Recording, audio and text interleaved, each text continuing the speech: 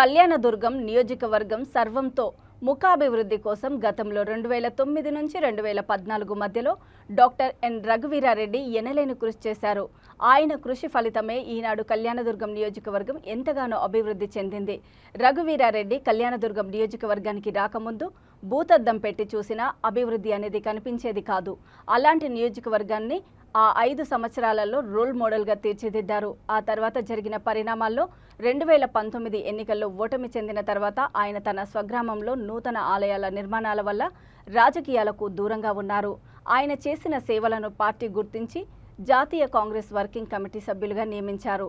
మరోసారి కళ్యాణదుర్గం నియోజకవర్గానికి ఆయనను ఆహ్వానించి గెలిపించుకుందాం అనే ఉద్దేశంతో చెలో నీలకంఠాపురం బైక్ ర్యాలీ కార్యక్రమాన్ని చేపట్టారు.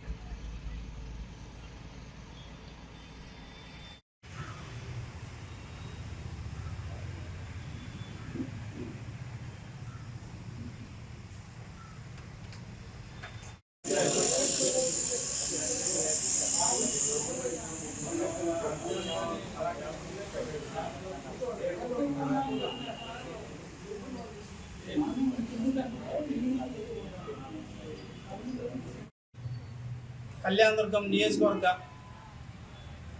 ప్రజలకు, కాంగ్రెస్ పార్టీ నాయకులకు, కార్యకర్తలకు, డాక్టర్ ఎన్ రఘువీరారెడ్డి గారి వీరాభిమానులకు ప్రతి ఒక్కరికి పేరు పేరున మా కళ్యాణదుర్గం కాంగ్రెస్ పార్టీ తరఫున కృతజ్ఞతలు తెలియజేస్తున్నాం. ముఖ్యంగా అభివృద్ధి అంటే రఘువీరారెడ్డి, రఘువీరారెడ్డి అంటే అభివృద్ధి. గతంలో కళ్యాణదుర్గం నియోజకవర్గంలో రఘువీరారెడ్డి గారు ప్రాతినిధ్యం వహించక ముందు 2009కి ముందు కళ్యాణదుర్గం నియోజకవర్గం ఏ విధంగా ఉంది, 2009, 2014 మధ్యలో డాక్టర్ ఎన్ రఘువీరారెడ్డి గారు నేతృత్వంలో కాంగ్రెస్ పార్టీ ఈ కళ్యాణదుర్గం నియోజకవర్గంలో సుమారు 2500 కోట్ల రూపాయలకు పైగానే అభివృద్ధి సంక్షేమ కార్యక్రమాలు చేయడం జరిగింది.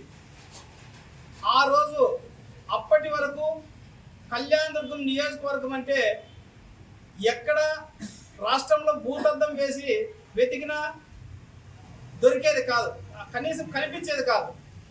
అలాంటిది ఈరోజు రాష్ట్రంలోనే ఒక మోడల్ నియోజకవర్గంగా డాక్టర్ ఎన్ రఘువీరారెడ్డి గారు తీసుకురావడం జరిగింది.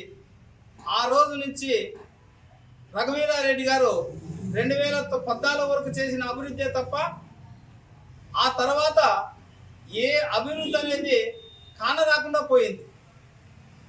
అసలు అభివృద్ధి అనే పదాన్ని ఈ కళ్యాణదుర్గం నియోజకవర్గ ప్రజలు మర్చిపోయారు 2014 తర్వాత.